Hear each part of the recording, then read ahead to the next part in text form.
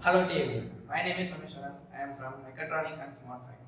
Today I tell about some small topic, car engine. Introduction of car engine. What is an engine?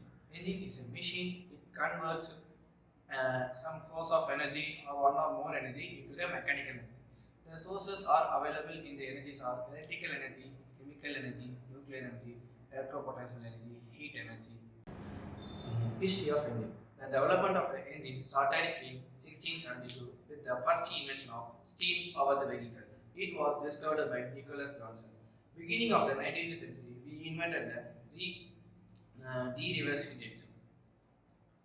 Working principle of engine. In the engine, the main component is piston. Piston size. It is in a cylindrical shape. It moves up and down, and it has four valves. Two valves are ignitions and two valves are exhales.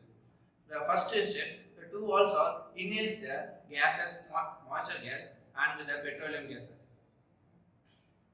and the piston moves upward. The gases are compressed and it has 100 degrees Celsius. The spark plug is used to produce little amount of sparks to blast the gases. When the gas was blasted, the piston moves downwards very fastly. Then the gases, waste gases are exhaled outside and the piston moves upside. This is the continuous process of advantages of engine. First, it had better fuel economy. Second, in the modern days, we invented the absence of spark plug. Third, it had better torque. Fourth, in the market, it had better goods safety.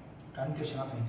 The engine is one of the most essential concepts in machinery and machinery working. A machine cannot be adequately called unit until it has an engine. An engine is used in three-wheelers, passengers, cars, and trucks, etc. Thank you.